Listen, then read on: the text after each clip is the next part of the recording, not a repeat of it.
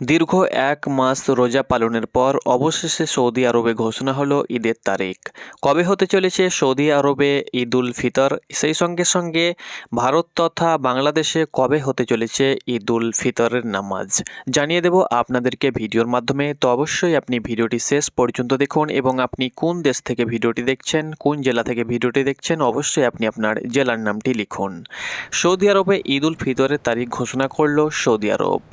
Gulf নিউজের একটি তথ্যতে জানানো হয়েছে, মধ্যপ্রাচ্যের দেশ সৌদি আরবে আকাশে শাওয়াল মাসের চাঁদ দেখা যায়নি, ফলে বৃহস্পতিবার দেশটিতে পবিত্র রমজান মাসে 30 দিন পূর্ণ হবে এবং পরের দিন অর্থাৎ শুক্রবার কিন্তু 20 মার্চ হতে চলেছে ঈদ উল ফিতর।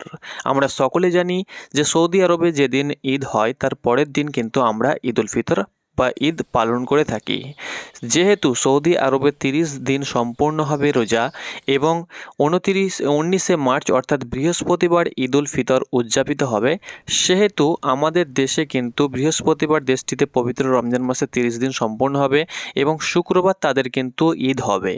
এই কারণে আমাদের দেশ অর্থাৎ পশ্চিমবঙ্গ সহ ত্রিপুরা, আসাম সহ দেশের বিভিন্ন প্রান্ত সহ বাংলাদেশের 8 বিভাগ সহ 64 জেলাতে ঈদ হতে চলেছে শনিবার।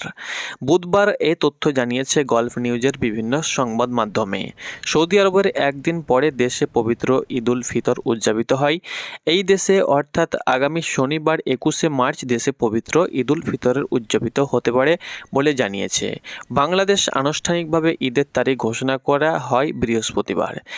এদিন হিজরি 1447 সনের পবিত্র শাওয়াল মাসের চাঁদ দেখা ও ঈদ উল ফিতরের তারিখ নির্ধারণে বৈঠকে বসবে জাতীয় চাঁদ দেখা কমিটি।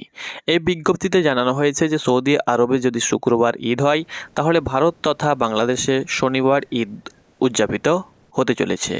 তো এটি ছিল আপডেট, আপনাদেরকে জানিয়ে দিলাম। অর্থাৎ কাল শনিবার হতে চলেছে ভারত তথা বাংলাদেশে পবিত্র ঈদ।